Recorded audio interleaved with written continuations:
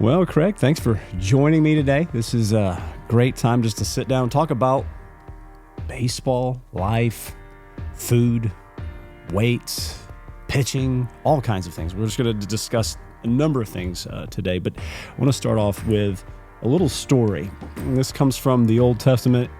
Very few people know about this guy. His name is Shamgar, and in the book of Judges, there's a lot going on in the book of Judges. Everyone's doing what was evil in their own eyes, and it's kind of like the society's going down the toilet bowl. It's not a great time in history. And there's a guy named Shamgar, and it's just one verse, and it's at the very end of Judges chapter 3. It's verse 31. It says, after him, and he's talking about after him. The him is Ehud. He was a left-handed assassin who helped save Israel before Shamgar. This is Shamgar talking? This is Shamgar next. He says, after him, talking about after Ehud, Shamgar, the son of Anath, who killed 600 of the Philistines with an oxgoad, and he also saved Israel. This guy gets one line in the whole Bible, right? This is an obscure passage. Everybody's like, excuse me, who in the world is Shamgar? I've never heard of him before. But he's one guy.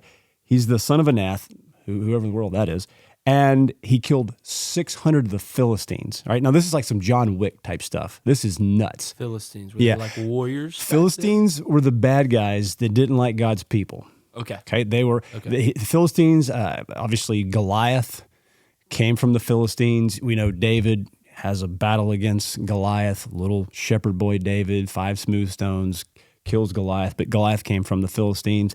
And there were 600 of these Philistines, these soldiers. And this one guy, Shamgar, who's basically a farmer, takes an oxgoad, which is it's an iron object. It's basically a stick with a point on the end of it, and it's all made out of iron, so it's heavy. He takes that particular object and kills 600 of the Philistines. And that's it. That's all you get. That's all you get. They didn't decide to explain a little deeper into that? No. It's just like, here you go. But here's the wonderful thing about that passage. This is one guy with one object. Okay, he doesn't have an Uzi or an AK or whatever. He doesn't have a Draco.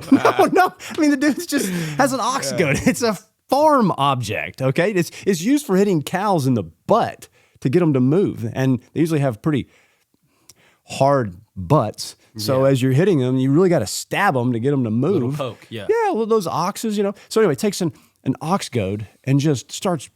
That's 600 people. I mean, think about that. It would be a huge feat just to do 100 people. He does it 600. Now, why in the world do I bring this up? Because this sounds like crazy talk from the Old Testament. People are like, Old Testament's crazy anyway. Well, here's why I bring it up. Because he saved Israel. Now, we know if we look at Shamgar, it's pointing us on to the real Shamgar, the ultimate Shamgar, pointing us on to Christ, who really took on death, and he conquers death. He rose from the grave on the third day. He's the greater and better, the ultimate Shamgar, right?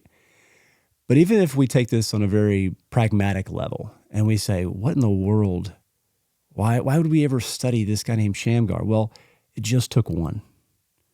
It took one guy with one object to destroy 600 bad guys. It just takes one pitcher. It just takes one pitch. It just takes one play. It just takes one hit to change the whole game. When I was growing up, I had the fortune to watch all of the Braves pitchers of old, Glavine, Maddox, Smoltz, and it just took one. We went to the World Series a number of times and played against the Yankees, and we had no business playing against the Yankees because we had no offense. Zero. I mean, our offense was terrible. But we had pitching, and we could nullify and neutralize these guys. And it just takes one pitcher to change an entire game. And as you know, out there on the mound, you could have bases loaded with one out, and it just takes one pitch and you're out of the inning. Ground ball, shortstop, double play, boom, we're done. And it's sometimes really hard to think like that when you're in the moment. So I did back in the day when there was no pressure. But when there's pressure involved, for some reason, you have a mental block that for some reason holds you back. Yep. And my pitching coach now at Georgia Southern has done such a good job at explaining it. A little background, he was at Coastal Carolina. Ooh. And then after the Coastal Carolina year, he last year decided that he was going to be almost like a mental coach for MLB baseball players, minor league guys, probably most minor league guys, I would assume. I don't know fully in depth of what it is, but I know he did that. Okay. And he was at Georgia Southern way before the Coastal years and was like head coach at Bethune-Cookman. Okay. So he decided he's going to come back. And so we, as a pitching staff, struggled at times a little bit in the fall, and it was situations like that. When there's a runner on second now, for some reason, you guys turn into completely different pitchers. And it's like, okay, so how do I get out of it? So then it was just like, who wants the job? So then it started off a basis of now it's just getting competitive. I feel like the best thing that it taught me is because whenever you're trying to set yourself apart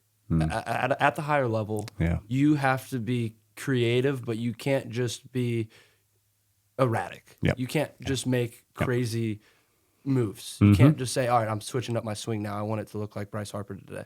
You can't do that. Not at that level because people will beat you because everyone's trying to focus on minute little things about themselves to get better and better and better and better and better. The more consistent they do it is the better that they are, is the farther they go. That's just the story of the game of baseball. It's weird. It's not the most powerful super athlete. It's who is the most consistent at doing their job every single time. You're right. And it basically just came back down to saying, all right, you're an athlete.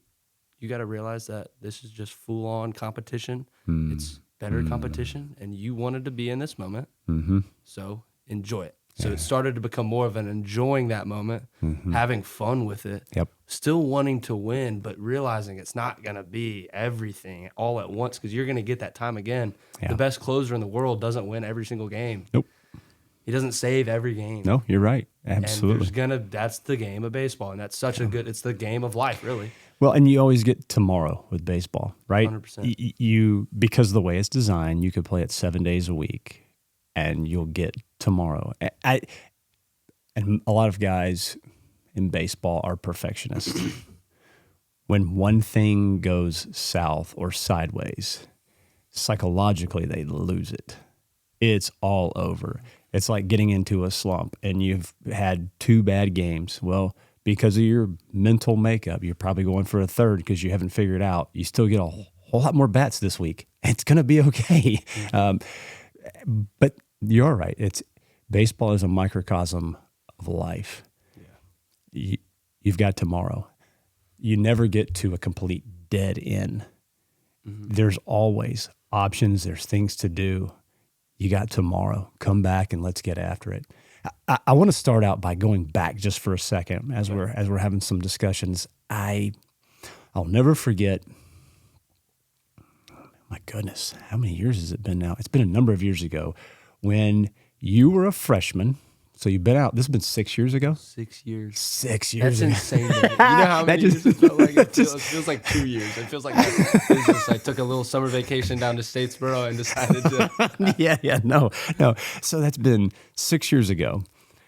I was on the back turf, the lacrosse field at Harrison. We were doing conditioning. It's October. I know the story. Getting a little cool outside. It's feeling great. And I remember Coach Elkins standing right next to me. Obviously, Coach Elkins was my assistant coach when I played there, 94 through 97, a long time ago. And I looked over, and I'm watching everybody run the bases. And I saw this one guy running, and I'm like, I've seen somebody run like that before. It's very a keen way of running. And I'm fast. Very fast, very quick. But I've seen somebody run like, and I looked at Coach Elkins and I said, Coach, I've seen somebody run like that kid before. I said, who is that? He said, that's Craig. Craig who? He said, Kaulkbrenner. Okay. He said, you may know a relative of his. Really, who's that? He said, his uncle. Who's his uncle? Adam Poe. Oh my God. It all clicks. It did, because it was almost like, wow, is that genetic? How you guys, I mean, It both definitely is. both of you athletes, both of you blessed by the Lord in so yes. many different ways. The physical stature, the ability to move your feet, the coordination, the athleticism, all the way around. But as you're running, I'm like, yeah, that's Poe. That's Poe running. But it's years later. This is incredible. So And we both have our alligator arms, our tiny little arms. It doesn't fit on your body. no. But we all run the same way. I have the same problem. Yeah. I buy shirts and I have to fold them up. Anyway. Wow, look at my arms, you guys. Look at my arms. I didn't want to tell anybody. Makes your arms look longer than your wrists have a little bit of skin after. Oh my goodness. So that's the first time I remember seeing you. I remember going over and just speaking with you briefly after that. And you then joined the elite ranks of Harrison baseball, not just by making the team, but by making the varsity team as a freshman. Okay? There are very few of us. I'm one of them. I think the reason I played as a freshman was because I was a lefty. I could pitch. Ended up I could hit too, but you joined the ranks of very few guys who've ever played varsity baseball at Harrison High School as a freshman. I can remember Ben Suter and Corey Patterson, to name a few. Obviously, guys who went on to do incredible things in baseball. But there are very few guys who've been able to compete when you're 14 or 15 years old with an 18-year-old, right? So athleticism, you're gifted, but it also takes a mental makeup to be able to say, I don't care that guy outweighs me by 35, 40 pounds, and he's 6 inches taller than me. It doesn't matter. Just for a second, tell me, where does that come from? Is it innate? Is it inborn? Or is it something that you feel like maybe was instilled by your parents? Something. What do you think? I feel like sometimes with my mental, I'm everywhere all at once. So I feel like it might be a little bit of everything. But for each one, there is, like, my parents. Like, there was never a conversation in the car on whether or not you were going to be trying hard or not. Yep. That wasn't even processed in my head. Yeah. Now, at times when Dad sometimes gets mad at you in 8U baseball, and he sometimes comes back and apologizes to you because you said, hey, I'm sorry, that was not the biggest deal in the entire world in that moment. So it built character. No, it does. But, it does. Yeah. There were times that I played a little bit scareder whenever I was a kid because I wanted to either impress my parents or impress other people. And I would say not even until I would say my senior year of high school is when I started playing because I was enjoying it. I love competition. Yeah. Naturally. Yeah. It's like, I mean, my friends down at the college where I'm at right now, they're like Craig, you're not fun to play pool with. You're not fun to play poker if you want to play poker with us. You're not fun to play games that they're Uno, dude. They're like, Craig, it's Uno. Yeah. And I'm like, it's the biggest thing in the world right now. This is the most important thing right now for me. So it's a little bit of everything. Naturally, I just want to win and just compete. And even if I lose, it's just the fact that I was able to have this experience of just trying my hardest and putting it all out there. I love tenacity. I love full on and just being able to just touch it almost, it feels like. That's what that type of competition, that feeling. And I feel like kind of in this world, in this new baseball age, and even just with everything, social media and everything, that you can get your hands on so much all the time that there's no, life doesn't feel as valuable in a sense of back in the day, Christmas and the lights felt brighter and the love felt stronger. And now it's just kind of has gone to a day of kind of gray. Yeah. And it's kind of like, oh. Yeah. But I still have the. Yeah. Well, and that's the thing. So I was the same way. I'm going to beat you. I don't care what it is. I remember my first date with my wife, who became my wife later on, but we played air hockey, which, is an obscure sport. Yeah. um, but I was so vigilant. I wanted to beat this girl, and she beat me. I was angry. I was so angry. I was like, I don't know if this is gonna work out. And then we played pool, and I'm good at trigonometry and algebra, but geometry, I suck. Okay, so she beat the pants off of me In pool. and it was that. At that time, I realized I'm crowning you the queen of obscure sports. And I think she missed her calling. She probably should have played those sports, I think. Anyway, Maybe curled for the Olympics. something like that, right? Curler. Yeah. But I remember as a kid even having that same feeling of I want to beat somebody. I just want to compete. Now, I know you have an older sister. I had two older sisters. They did stick me in a trash can. Definitely helps. They stuck me in a trash can one time. One sat on the top of the trash can, and the other took a stick and just beat the crud out of the side of the trash can. It was so loud. And so it made me angry, but I think that also shaped me, formed me. I got a little more cerebral on figuring out how I could take both of them down. I remember one time we were in a car and we're driving down the road, and I'm in the middle, and I thought, I've got to get these ladies back. They've treated me so harsh. So I was like, I leaned over to my sister, like, hey, come here. She moved in. I'm like, hey, come here. They both moved in. I put my hands around. Bam! I smashed their heads together. And I was like so happy. Oh, that's awesome. They were not happy. They were very angry with me. But I think having two older sisters also instilled some more of that drive to be competitive. But I say this because when I watched you out there, just in conditioning as a freshman, this kid has it. This kid has this. It's something you can't teach. You can't buy in a bottle. You can't buy it off the internet. This is something that is deep within the human psyche that is a gift. It is a gift. I mean, you could look at guys like a Michael Jordan. He had it. It's like, I'm going to compete, and I'm going to give it all I have, and I'm going to prepare myself for that competition. So you played all 4 years on varsity. Incredible feat. Very few guys have done that. Had great seasons.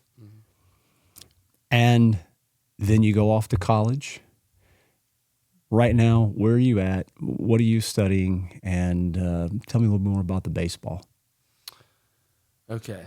So I graduated from Harrison, and I was a shortstop at Harrison. Mm-hmm. I would pitch sometimes in the bullpen. You are a closer your senior I year. was a closer. It was disgusting. Guys, It it was was fun. it was disgusting. I mean, it was no warm up. It was come from the field, from the infield, walk on the mound, 4 pull downs, let's roll, point at the batter, tell him to get in, and say, hey, we're doing this right now. It's 7:00. It's game time. Let's go. Let go Hoyas, whatever it was there in that moment. Yeah. I was bleeding green and navy, and I don't know if Mark Elkins was there, he would have loved it. He would have loved it. Yeah. And he's doing good now that he's retired. But Yeah. after Harrison, I decided that I was going to go to Mercer. Mercer, yeah. I went to Mercer my right. freshman year. Yeah. 2024, 2025 season, I went there. Yeah. And it was different. You grow up, and a lot of people that listen to this probably go to Harrison, right? Yeah. You're stuck in a community that's awesome. I love this place. Oh, yeah. It's magical to me, it almost seems. I love this place. Everyone here I love. I loved where I grew up. I loved all the elementary schools and middle schools and the faculty and the people that surround this area. Everyone is nice, from Allatoona to Hillgrove. You're right. And you're friends with everyone growing up your whole life. And you don't realize you're almost stuck in a bubble. It's like the Truman Show. You're stuck inside this bubble. But once you go and you leave, then you're like, I felt like it was kind of a wake-up call, like, wow, this is my life. Yeah. Like, I felt like my life was my family, which is such a good thing. Oh, it is. Because I love them so much. Yeah. But it's like, oh, okay, I'm my own adult. Like, I have to take care of myself. where's the competition coming from? I'm not looking to get acceptance from my parents. I'm looking to get acceptance from myself. Yeah. This is who I believe in. Right. My faith. Like I'm trying to figure out my life. I'm trying to get better in myself. Yeah. And so I go and I have to figure out so much my freshman year. Freshman year is like drinking out of a water hose. Coach Story says it all the time. Coach Elkins always said it all the time. You're getting fed so much. And the only hard thing about it is when you're trying to be an athlete, you're trying to figure out yourself in school, your first time in college, understanding that the professors don't care if you don't show up to class. Nope. They don't. Like, here's the material. Like, we're going to be talking about something in class that you got to show up. Yeah. Trying to get on a team, make a team in the fall, first of all. And then also trying to compete on a team with a bunch of guys there are guys on a team that's 24. Yeah. I mean, we had 5 guys getting married. And you're like, okay. So my grandpa didn't finish puberty till he was 20. Am I still, like, why do I feel like a little baby? But I'd already experienced it with Harrison being a freshman. Yeah. So, again, it was not easy, but I understand how to go about it. Right. Not like when you're 14, you probably don't go up to an 18-year-old player and you're like, I'm the man. No, you just let your actions speak. So you just stop talking about baseball. You want to get them to get to know people as people. Now you got to make friends. You have nobody there. You're by yourself. It's true. So you got to make friends. It's easy because you're on the baseball team because you can be around people. But then you got to also balance, like, how am I going to live my life? How am I going to treat people? Because now it's not just, I'm not just representing my family, I'm representing myself. And I'm really representing my last name. Yeah. So Yeah. you handle that. Yep. And then I decided after that season, I had a pretty decent season, I decided no more bat, no more hitting, which is sad. But my opportunities at Mercer were really at pitching. Yeah. And I loved hitting in the fall. I had a great time in the fall. I hit a little home run in college in the fall. I finished with a hit against UCF in the fall. So it ended on the right note for me. And I'm so happy I don't have to hit in the 200s in college, and I'd rather be putting up a 2 ERA instead.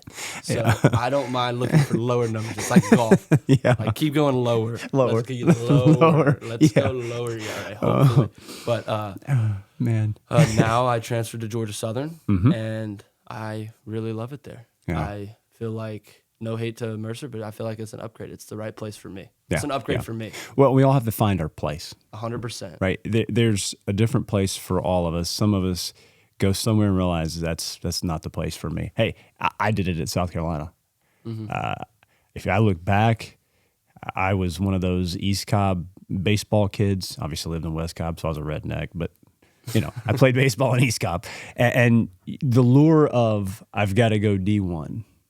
I've got to go D1, and I've got to play at an ACC school or preferably an SEC school.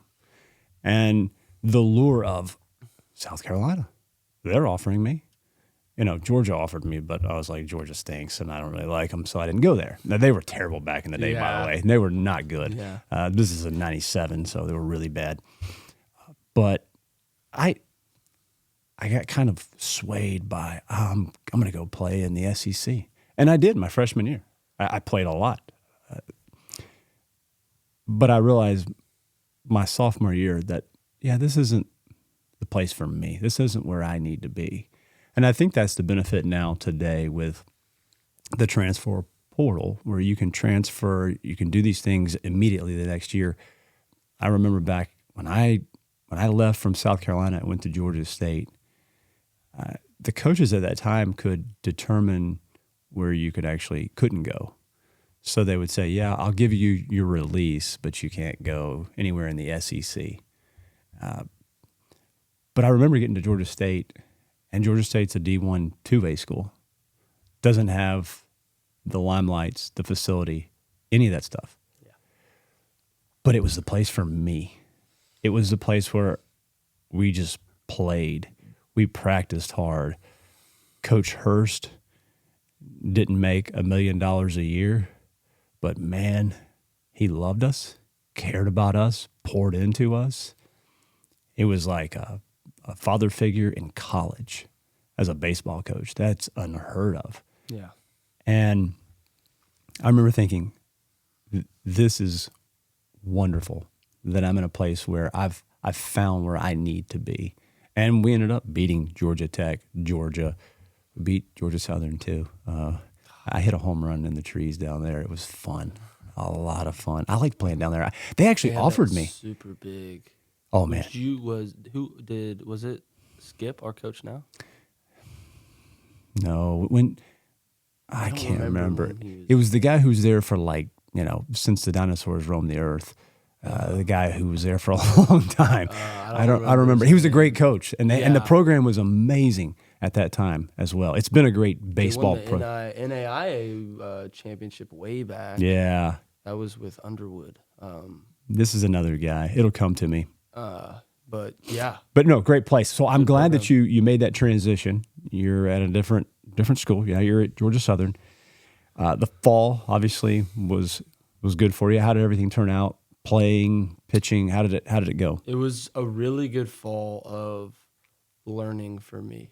It's setting me up for the spring, for the spring to be really good. Yeah. When you find success, which I had my freshman fall, when you find a lot of success, I found a lot of success, a lot. Yeah. And it's kind of hard to be able to manage it. Yeah. If you're not ready for it, you won't be ready for it. You won't ever be ready for it until you're mature enough to be able to handle it. Yeah. And I wasn't mature enough to be able to handle it. I would switch around pitching things, and I was getting in my own way. And instead of now just understanding who my identity is on the mound, and that's what I learned a lot of this fall. Like we talked about in here. I don't know if it was on the podcast or not, but we were just talking a little bit about like my coach. Yeah, we did. It was on the podcast. Yeah. And basically just understanding like I'm a fierce. I love competing. I'm a fierce competitor when it comes to you and me. We're going at it. Right. Just like the gladiators. Oh yeah. I love it. Yeah. It's fun. Yeah. And I had to figure that out a little bit. I was kind of in my own way a little bit this fall, trying to be a little bit too much pitcher, and mechanical. Yep. And I just decided, all right, we're throwing that out the window. I'm going to be athletic again. I'm going to go out there and I'm going to compete. And when I'm out there, I'm only thinking about competing. Yeah. I'm thinking about making pitches and competing and not worried about anything else. Yeah. Not worried about who's in the stands, not worried about if my jersey fits right. I'm not worried about anything but this guy's in the box and I'm throwing. Let's go. Isn't it amazing that when you get to that level, and especially on a team like Georgia Southern, that you can trust the guys behind you? You couldn't do that in high school because you don't have any idea. And sometimes the ball will be hit to a player and it's a question mark if he's going to make the play or not. But when you get to that level, you've got a team full of guys who were all the best at their high schools. And so the level of competition on your team has risen to another level. These guys are behind you 100% because you're all on mission together. This is what I love about sports in general, but baseball. Baseball is we all 9 take the field together. Here we go. It is a team sport and yet individual. It's both, right? It's a balance. And that's the key part about baseball is a balance. A balance, whether you're pitching, whether you're hitting, you're fielding, whatever it is. I mean, you remember at Harrison for outfielders or even just running, warming up, we did drop step to the left, drop step right, drop step with speed turn, drop step, double drop. And we did that repetitively from your freshman year all the way through your senior year because footwork and balance are so key. So you're getting ready, obviously, for the spring. You finish up the fall. What are you majoring in down there at Georgia Southern? School. Yeah, school. Here we go. School is fun. Mm-hmm. School is fun for me when I have a passion for it. Mm-hmm. I had a really fun time in one class at Mercer that I really loved. And it was a communications class where I had to sit up and speak. Oh, yeah. And I have always told myself I'm not a good writer. Oh. But when I looked at it from a different point of view and I was trying to write out speeches, how I talk, it was so easy. I was doing 10-minute speeches. I would have pages on pages on pages, and I was so excited. And I could remember them, and I was just loving it. And it was just, I mean, I was talking about golden retrievers, and I was talking about baseball, and I was talking about presidents. I was talking about everything, and it was awesome. And then you go, like this semester, and you have an online calculus class, Ooh. and it terrorizes you. Ooh. And it's just like, why do I have to study some of the things I have to study? So I'm going to study finance because that's what I want to study. Yes. So that's what I'm most likely Good. probably going to do because I enjoy strategy. And I feel like I've talked to my tutor who was my calculus tutor, and she's doing a double major. She's a really smart girl. Whoa. She is doing an accounting major and a finance major. She is genius. Awesome. She's gonna tutor me in accounting next semester because I'm taking it online.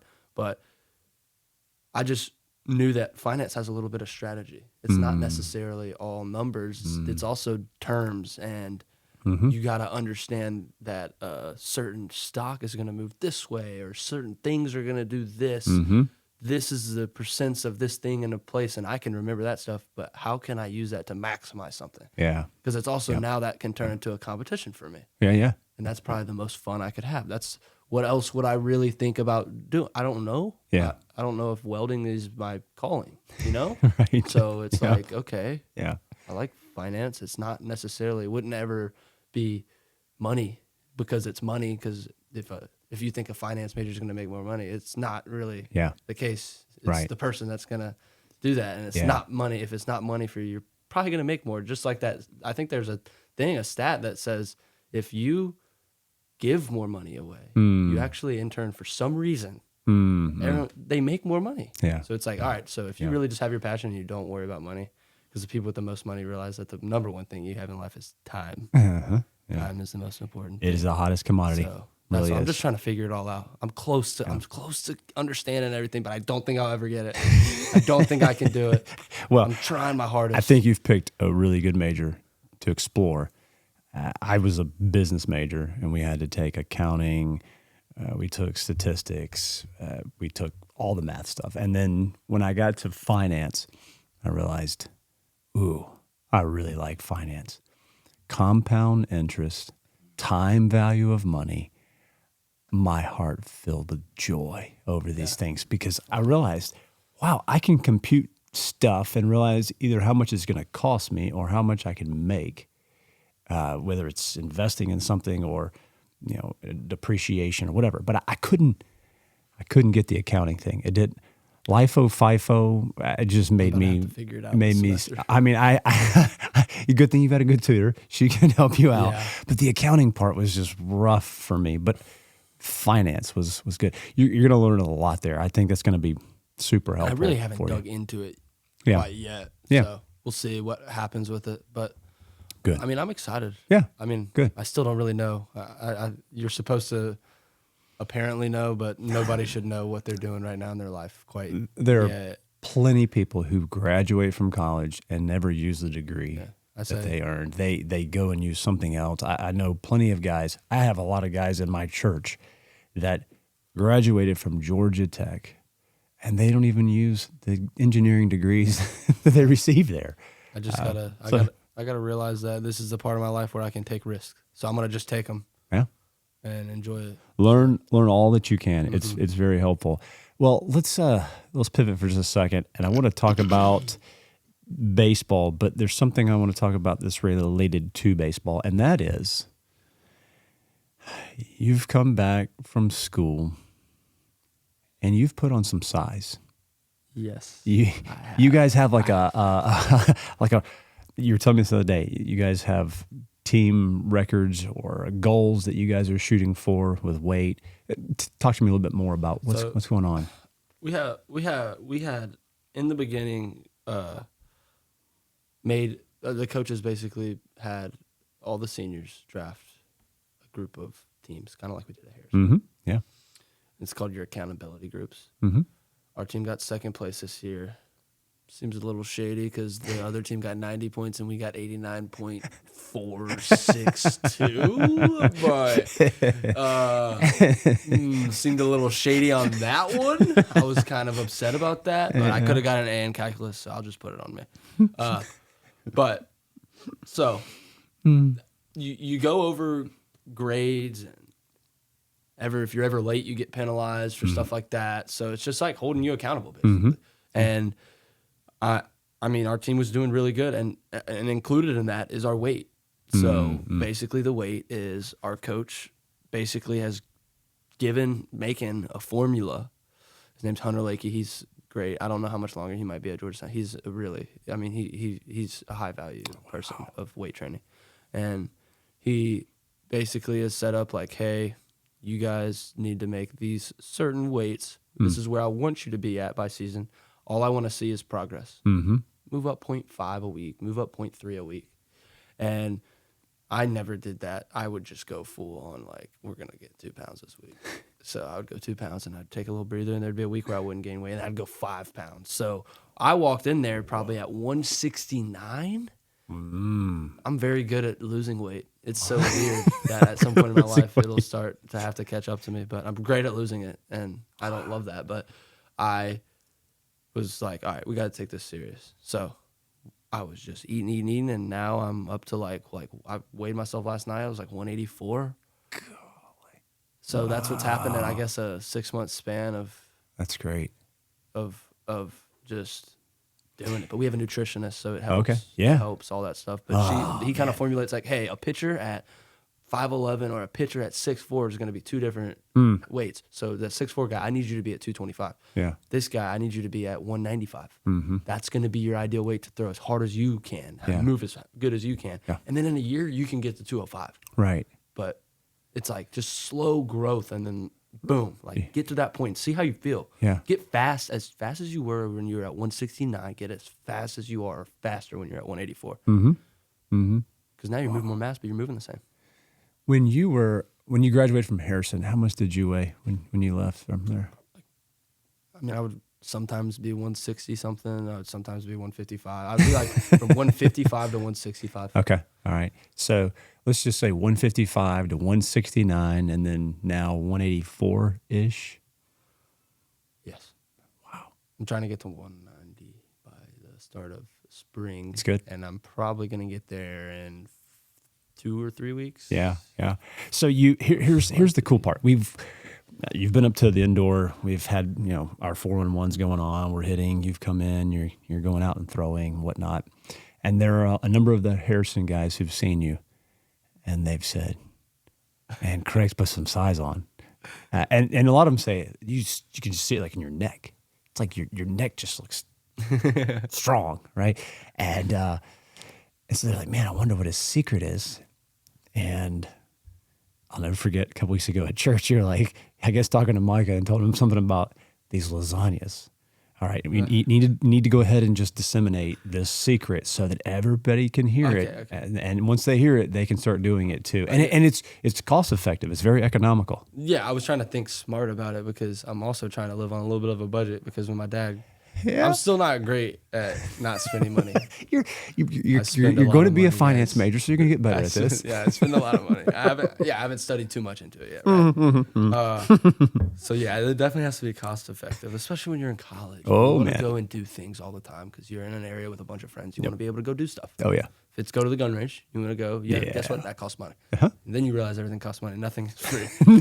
So you have to be a little cost effective with everything. You have to pay attention to what you buy. Yep. So I am sitting here at Mercer. Actually, this goes all the way back to my freshman year, and I didn't have a kitchen. I just had a microwave, and so it kind of started off as like I would go get groceries and get like into the fridge, but it'd really just be like chocolate milk and stuff like that. Yeah. I thought I could eat 4 or 3 really big meals a day, and I had to switch something up. So I had a microwave, and I had noticed that at times like that I was like getting bigger while I was at Mercer, while I was at least plateauing in weight in season, keeping it the same as I would add in a 4th meal. Okay. Yep. And typically what I would do is I would just microwave something at night, leftover food, and I would microwave it at night. And so I was like, all right, what? So now I'm at Georgia Southern, and I have my own kitchen now, and I'm able to go get groceries and stuff. It's great. And so yeah, I'm sitting there, and I'm just typically cooking myself, trying to cook extravagant steak bowls and Yeah. on a cast iron. And Oh, making man. some nice rice and Wow. butter and awesome pico, and just doing too much. It just takes so long. It does. When you're all by yourself. It does. And so I was like, all right, I got to be able to handle this better. Mm-hmm. I'm at the one point in my life where I can eat whatever I want and gain weight Yeah. and not have any bad, like negative effects from it. Mm-mm. Okay, so I'm sitting there, like, well, I'm gonna go walk through Publix, and I'm just gonna look through the freezer aisles. I'm not gonna get frozen strawberries for dinner. I'm gonna get freaking lasagna. Yeah. So I sit there, and I love Italian food. So I mean, there's some weeks where you just get one large pizza for 2 days, or that's your next breakfast the next morning. Yeah. Or where you eat 6 slices, and then the last 2 are those morning breakfast ones, or you go straight on lasagna, family size lasagna Stouffer's. That's typically what I do, or chicken Alfredo. Yeah. and what you do is you bake one of them, put it in the oven. I like doing the oven. I don't like microwave that much. Yeah, I'd rather go oven than microwave. Yep. Because it slowly warms it up rather than Yeah. the microwave's just like, hey, wake up, dude, we're eating lasagna tonight. Like oven's like, all right, let's start to smell it a little bit in the room. Yeah. Smell it. Fragrance is good. So yeah, you just eat half of it as your 4th meal every day. You wake up every morning, you eat eggs Yeah. and possibly a protein shake. Try to toss creatine in there. Yeah. You're gonna find a way to get some type of freshman to go to the dining hall because they always have free extra passes, so you're gonna get a free meal with that. And we have a great one. All right, so let's just say if you're trying to feel crazy, you could make a steak bowl at the house because you're always gonna have steak in the freezer, probably most likely. Yeah. Or you can go get it. And if not, then you go. That's the one time that you go eat out. Mm-hmm. Or you find another freshman and you go to another dining hall. And then your final one is when it's 7 o'clock at night. You're done with practice, you're tired, you're done studying, and you're just like, all right, I need food. Like, this is probably the best thing for me right now. And you eat some awesome family-size lasagna. I had to go the other day to pick up the 2-pack of lasagna at Costco. I was Those given are the really good ones. Those are the ones in the tin cans. Oh, man. Yeah, those so are crazy. they're $11.99 right now at Costco for 2. Okay, it's $6, and they're family size. And so Micah's like, "Hey, Craig said he's eating lasagna." And Micah's 6'2.5", and needs to put on about 30 pounds, right? Because he's so skinny he can't put on any weight. So he says, "Get me some of those lasagnas." Well, I look in there, I'm like, I'm gonna buy 4 lasagna for $24. Yeah, they're awesome. This isn't. So he cooks it, and eats a little bit for lunch. Eats a little bit in the afternoon. He'll eat some more at night. He's trying to pack it in, But I'm thinking, okay, this is a great secret. But you said something a minute ago that was really helpful, and that is eggs for breakfast, and if at all possible, not the runny, nasty, watery eggs that come out of a pouch, because I don't think those are really eggs. But that happens in the cafeteria at the college all the time, I swear. Mike has told me stories. Yeah. I'm like, that sounds disgusting. But real eggs, because real eggs have all your complete amino acids, which is the most pure protein that you could possibly eat. So eggs, I eat eggs twice a day. I only eat pasture raised. Yeah. I only eat pasture raised eggs. I don't like the free range stuff. Yeah. Just because I'd rather it be a little bit more natural with the chicken is a little bit more free. Well, I mean, it would be great, right? It'd be great to have the difference in the colors of the yolk. Yeah. When I look at it. Yeah. But deep down, well, it's gonna be okay. But also you're on a budget, so I'm on a budget, but they have great ones at Aldi's. Yeah, they do. They have great ones at Aldi's. They do. They have one label. They have to pay for the label. That's Yeah. what sometimes make the eggs a little bit more Yeah. expensive. Yep. While you're Yep. in college, you can eat whatever you want, really. Yeah. Come on now, guys. Yeah, that's right. You don't have to go crazy with the pasture is, but when you're back home in Kennesaw, yeah, I'm telling mom, can you please go to Publix and get me pasture raised eggs for scrambled eggs and omelets and all of it. Yeah. But really is, I think you said something key for a lot of guys, and that is eating multiple times a day, not just 3 times. But I remember when I was trying to put on size in college, it's easier for me to do now. Obviously, the metabolism slowed down quite a bit. But I was eating 7 times a day. They were smaller meals, but I made sure the protein was up. Yeah. So even like today I had eggs this morning. I had it with, I'm gluten-free and dairy-free. I can't eat that stuff. I'm allergic to it. But I had it with a gluten-free biscuit and then some sliced apples. You've got everything you need right there. Scoop of creatine. And it's not just for your muscles. It pulls water into the cells, but it's also for your cognition, right? So be able to think. I think a lot of people haven't realized that aspect of the benefit of creatine. And it's good for my age. I'm 46, even older, because people are having dementia earlier and earlier. It's a huge epidemic in our culture. So anything you can do to stave it off, and I'm not a doctor by any means, but from the things that I've read and understand, it's really helpful. It's really, really helpful for girls. It is. Women. It is. It's right. Probably the most helpful for them, right? That's what I've heard. Yes. Because their body doesn't produce it as often, and so when they get this influx of it, it just makes them so. It's really helpful for them. The other thing I would say is, obviously, I shop at Costco, but you can get organic ground turkey, and I will cook a whole package of turkey at one time.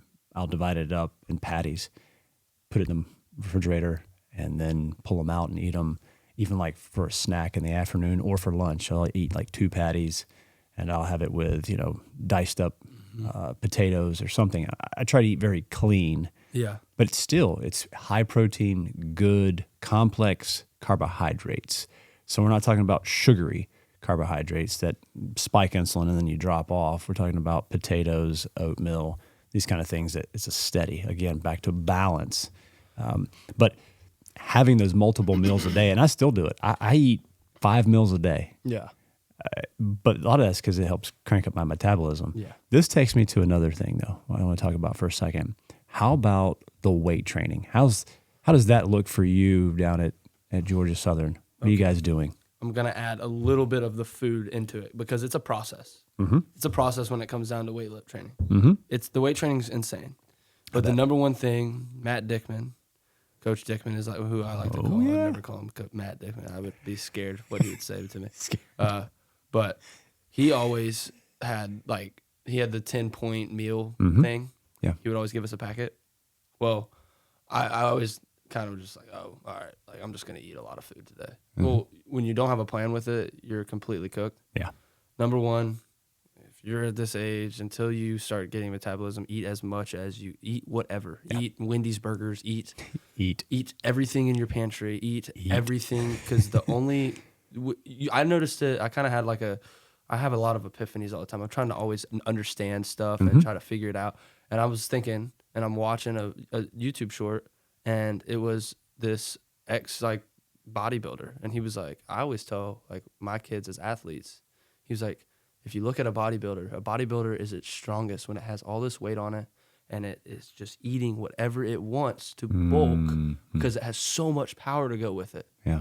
And so when you're just trying to eat clean all the time, and I was telling Nick Yarbrough this, I was like, when you're trying to eat clean all the time, it's actually, you look good, you probably feel great. Yeah.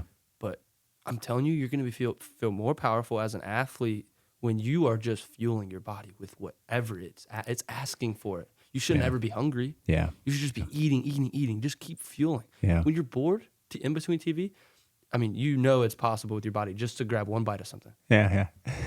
Just grab one bite of something and just keep grabbing one bite of something. And if you consistently just keep going, your stomach grows, guys. And so once you do it, now you go into weightlifting. Mm-hmm. And what we do is we do sprinting. Mm-hmm. It doesn't matter. You got to be an athlete. So you do sprinting. You do 2 times a week. One is just high intent, max velocity training. Mm-hmm. So you try to get to a certain speed.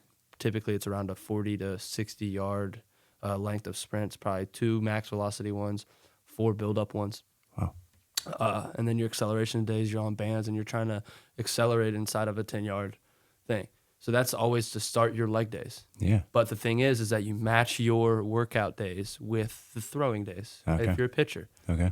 Hitters, they kind of have to be able to adjust because, I mean, they're going to be the same person every day. So some days your legs are going to hurt. Some days your upper body's going to be a little sore. Yeah. So you kind of have to deal with that as a hitter. So really as a hitter, just know 3 or 4 lifts a week is really good. Mm-hmm. A lot of people don't understand that when you're lifting, what we do is there's a lot of time in between. It's typically about a 24 to 48 hour basis of when you're going to start your first lift of the week and when you're going to go to your second lift and then third lift of the week. Mm-hmm. I typically like to do Monday, Wednesday, Friday. Mm-hmm. I like a day in between. And then Wednesday is my upper body day, so I won't hit any more upper body really. Or maybe a small incline bench press on day 3 after 1 day's rest after my upper body, which I'm going to do today after this. Yeah. But it's leg day, and I pair my leg days with my heavy days that I'm throwing or high intent. So if you're a hitter, I mean, if you have a really hard day that day, I mean, I guess you can match it up. Hitters, it really doesn't matter. But for a pitcher, your heavy intent bullpen days, that's whenever you should line up your lift days. And really, it actually works out pretty nicely because, I mean, on Mondays, I'm throwing high intent, typically a long toss or like a long toss into a flat ground that I'm still trying to rip it and find it. And then my next days is I go out, my only throwing days are my high days and my low days. I don't like the medium day because if I'm going to go medium, I'm already warmed up to throw hard. Yeah. I mean, your arm is blood flow is already there. Why would you stop it? Right. So it's like your arm feels good. That's how you're going to be able to grow in velocity. That's how you're going to keep it healthy. Yeah. So low days. So I'm not going to be working out Tuesdays. It's going to be a low day, and that's whenever I work on accuracy. But 60 feet. Yeah. Like the ball should not go over 60 miles an hour. Yeah. And it's literally just feeling it because if you can do it slow, you can do it fast. Yeah. Yep. Then you go on a Wednesday and you do an upper body day because you split your week because Wednesday is probably going to be your last lightest day of the week. Yeah. Other than Thursday. And I'm probably going a really hard day Thursday where I'm going to do a bullpen this week. I won't lift though. I will lift Friday because it'll be my last thing of the week because I'd rather take 2 days off during the weekend and go back Monday than lift Thursday and take 3 days off. Yes. Yeah. For another leg day. Yeah. It helps keep it on the same basis. So typically I like 3. Typically over this break, Yeah. I would try to do 3 times a week of lift. Yep. But if you can only do 2, 2's fine.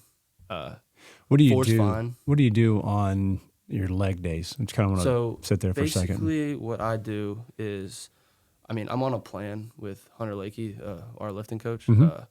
Basically, you have the choice of basically doing a split squat, some type of split variation. Yep. That you're doing. It could either be dumbbell if it's a heavy dumbbell day, but I like typically doing it on a barbell or a safety squat bar. Yeah. Yep. On my back. Either it can be front loaded or it can be lower loaded, but I like typically just straight bar, barbell. Put it on the shelf and just go to town on weight. That's good. And it's 4 sets of that. Typically, I do a plyometric with it. Jumping is really good for you and good for your body and your health. Yeah. It just when you're able to move athletically like that, it's really good for fighting things off. A lot of people don't get sick that jump a lot. Yeah. And it has helped me so much. Jumping, I mean, it's helped my speed. It's helped everything. Yeah. Yep. Helps with the power on the mound. So, I mean, I do a split squat and I do a depth drop where I'm sticking landings, sticking a split squat landing. Yeah. It's called compliant and non-compliant. Okay. And non-compliant means like you're going against the ground, so you're just going to stick it. And then compliant means you're going to be forceful with the ground. You're going to sink with it. And it's just kind of teaching your body like, hey, wake up. Wake up. And then after that, then you're going to do a jump. You're going to do a broad jump. You could just do a jump for height. You could do a split squat jump for height. You can do so many things. You can get on a what are those trap bars? You can get on a trap bar, really nothing, no weight on there. Go down, hold it for 3 seconds, and jump up as high as you can, and it's going to make you better. Yeah. So that's typically what I do for block A. Okay. And then you have a block B, and that typically consists of 1 upper body variation and 2 lower body variations on leg days. Okay. Sometimes a back mixed in there on day 3. Day 3, the B block, the A block is typically a back squat or front squat, and the B block is typically a chest, Yeah. one more chest, and then a row and a single leg type of iso squat. Okay. Yeah. Either Makes like sense. when your foot is on the bench and you're squatting down, or like a pistol squat. Yep. You could do something like that. Oh, yeah. But a lot of hamstring is involved in this with those B blocks. Yes. A lot of hamstring curls. Yeah. Being stable. Your back side of your body is so important for you. Yeah. You got to get those lats big, get those arms big, fill out a jersey. Mm-hmm. There's always an arm farm or an ab circuit after every day. But typically 2 arm farms a week, 1 ab variation, depending on how you want to do it. If that's your Thursdays and your Tuesdays, where those are your off days, and you just want to go to the gym and rip an arm farm, that's fine. But get it pumped. Yeah. Pumped. Yeah. And it's really good for you. Really, really good for you. And it will raise your appetite too, I'm sure. It does. It does. After all that Boost your stuff. testosterone a little bit because you're always moving around. You're moving around athletically rather than just stationary. Hey, I'm going to push this weight. It's more like we are moving. I'm trying to move athletically. A lot of med ball in our warm-up routines. We have a warm-up routine that involves weight before we ever go and actually hit our first lift. Yeah. Yeah. And so today I'm doing my upper body. It'll be some crazy cartwheel stuff, handstands, back bends, bending over and letting your spine, a Jefferson curl, where you're bending your spine over with the weight out in front of you, trying to go past your toes. Oh, wow. Wake up your T-spine, and then you're going to go, and I'm going to go slam some weight, but probably lighter weight, moving it fast. And that's what I'll do. Wow. So. That's super helpful for a lot of guys, I'm Yes. sure, that are wanting to know what can I do, especially specifically if you're a pitcher. I know we need probably to start wrapping some of this up here in just a minute, but I just want to say I'm grateful, number one, for you to come and spend the time with me. Thank you. I've gotten to know your dad fairly well. I've known your sister or your mother. Sorry. I've known her for a long time, and wonderful people. I mean, your parents are amazing people, and your dad absolutely loves your mother, your sister, and you. And a man who leads a family with love like that changes the course of his family tree. And obviously, I've met his father and his mother, and they're remarkable people. And your mom's Silver Fox is an amazing guy. Big Daddy. I love Call him the Silver Fox. He's awesome. I love him. He's awesome. I love him. He's the best. So He's the best. You come from incredible stock of people, and you're living out those same principles. Can you just kind of briefly for a second, how does your faith, how does that work itself out into everyday life? And, there's so many different areas of life, but just overall, generally speaking. I always go back to this one story I read of 2 babies separated at birth, one to the wrong families. One was a rich son, but he got put with the poor daughter or the poor mom, and that wasn't his actual biological mom. And the poor lady's kid, baby, got switched with the rich families, and the rich family, like the kid grew up to be successful, and the kid that actually was in the rich family that was supposed to be the poor kid, he grew up to just hate, like just be angry and didn't really have a great life. And half the time you just have to sit there and you're just like, I'm blessed. I got put in the perfect situation. I love thank gosh, Mom, thank God you have blue eyes. Yeah. Thank you for giving me like everything about it. It's just, I love them so much. They care for me. I talk to them. That's the biggest thing. We never, ever had a night where we were just, I'm eating pizza in the basement. Dad's in his room. Mom's in her doing her thing. We were eating together. That's the biggest thing. Eat with your family. Yeah. When you have a family one day, I'll eat with my family. Eat with your family. It's good to talk. That's right. Yeah. When there's no communication, it's not good. It's with a team. It's with a partnership. That's right. You're your own head coach in life, and you have to make decisions like a head coach, like a head football coach on the field.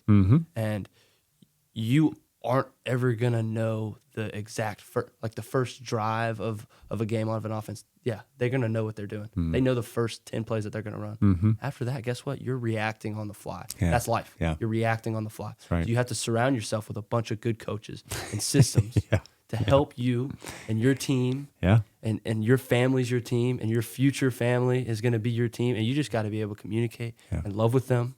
And my parents do such a good job. I'm not perfect at all. Yeah. I don't love whenever they ask you 1,000 questions, but it's because they're invested in your life. Yeah. You're like, gosh, Mom, you asked this question yesterday. It's like, dang it. But it's like really deep down, like you love me. Like you really love me. Thank you for being invested in my life. Yeah. Like at the end of the day, like we only have one of these. Yeah. And it's going to keep going on. That's right. So let's enjoy it together while we get to be here. Yeah. And that's what it is. And the amazing part is your dad speaks with such joy and mirth in his heart when he talks about family dinners, just eating with you guys.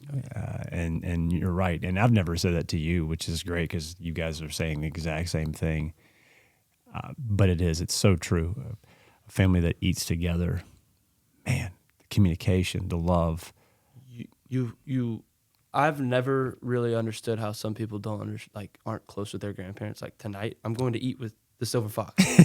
And what we will do of that night is about 20 minutes of it is eating. Yeah. And the rest of it, we're talking, telling stories, him talking about flying jets. And, and you get to just understand the human. Yeah. Like it's family after a while, but then it turns into, like when you get a little older, they turn into your friend. Yeah. And you respect them so much. And it's like, I hang out with them and like, there's so much more thoughtfulness between each other. Yeah. Like even my Grammy and Papa on my dad's side, my dad's parents, like we're FaceTiming them all the time. They're about to come up next week. Oh, wow. It's like we're all just connected and everyone loves each other and everyone stays in contact. That's the biggest thing, is staying in contact. That's good. If your grandma doesn't have an iPhone, just buy her an iPhone. Just buy her an iPhone, an iPad or something, so she can FaceTime you. That's right. Because it's good to talk. Yeah. And that's the biggest thing, is your communication. Yeah. And then it plays into your faith. Like for a while, like it wasn't really with my dad and I. I remember sitting on the couch and we were both sitting here, and at the same time we go, you want to text Mickey? Because we had been talking about, we really want to go find a place where we can just read the word and understand it, where there's not all this crazy stuff going on. It's not a show. It's not a show. It's reality. There's a realness with it, and it feels more personable. Like where it's personable, where you can talk about it, where you're open, where you're vulnerable. Because when you're not vulnerable, you're not going to be able to find the truth. I mean, I was watching the Diddy documentary. He was an insecure individual, and the reason why he kept being able to do what he did is because nobody would ever stand up. The reason why he wasn't that successful as an artist is because nobody said you were that bad. Sorry, dude. You had no remedy in your melody and your beat. No. And we're all living a life of we need people to be honest with us. And when you're not honest, that's right. It's like it sucks, because when you're getting the right word from the right people and you know it's happening, that's when you're happiest, because you feel not just comfortable and secure, but you feel like you can get better, because at the same time, whenever you start growing in faith, you actually start realizing how bad you are. You start I've realized it. It's like I'm nowhere. I shouldn't even be allowed to talk about it because I don't live it out every day. But if you understand it, and you're starting to understand it more and more, you see it more and more, you understand what you need to change sometimes in your life. And it's hard. It's really hard for me, because even for Micah, we're in the prime times of our lives. That's right. Where it's like you're around so many people, and there's so many decisions you can make, and some of them are good and some of them are bad. So it's really good to have something to fall back on, which is family and faith. Yeah, you're right. You're right. Absolutely. That's why, for me, and I've told this story a million times, I'll never forget, I was at South Carolina. I was a freshman. My locker mate next to me was Adam Everett. And after practice, he walked me across the field. We spent time with an Athletes in Action guy. And the guy said, "Hey, if you die tonight, are you going to heaven?" And I said, "Yeah." And he said, "Why?" I said, "Because I'm a good person." And he said, that's not it. And he had me read Ephesians chapter 2, which said, "You're dead in your trespasses and sins." And I said, "Ooh." But then he also showed me Ephesians chapter 2, verses 8 and 9. You've been saved by grace through faith, and this is not your own doing. It's a gift of God, not a result of works, so that no one can boast. And what you said a minute ago is so profound, because the only way that I can admit how bad I am as an individual and the things that I do, not always living up to the things I should be doing, is the fact that I know that I'm saved by grace. And that grace changes me day after day after day. Yes, to love the Lord, but to love people and to want to follow the Lord and to love people, things that are not my natural proclivity. I naturally want to love self. and so keep that in mind as you keep walking forward. It is, you have been a leader your whole life. People look up to you. They will continue to look up to you. You are a leader. It's a blessing from the Lord. Yeah. You were on the field. Every year you were on the field, and you were a shortstop at Harrison. The whole team was looking up to you. You set a dynamic. That's why Coach Story couldn't take you off the field, because you brought that ambiance, that air about you to the field. And as you do that, keep that in mind that, you're saved by grace, and that enables you to love people, care for them, and to build them up. So, we've got to draw this to a close, but thank you for stopping by. If you could just pinpoint one thing, what are you excited about in the year ahead? Ooh. That's a tough one, isn't it? I don't know if I really want a girlfriend. Seems like you're a little busy. They seem like they might be a distraction. You mean a monthly subscription? Mike has got one of those. What do I want? I just want to be able to think clearly. I want to be able to think clearly, and I want to be able to, think of how profound it is compared to what I would have asked for I'd have asked for flesh-like stuff, but really I just want God to just maybe speak to me a little bit more, get a little closer to him. I think that's probably the biggest thing for me. Yeah. Is doing it but going full force in. Good. Good. Think clearly and be nice to people. Well, Craig, thank you for taking the time. We appreciate it. And thank you guys for tuning in today. If you'd like to support the podcast, please take a look at the link below. And we're praying for you. Please pray for us as we march forward trying to glorify God and enjoy him. Yes, Jesus won. Let's go. That's right. Take care.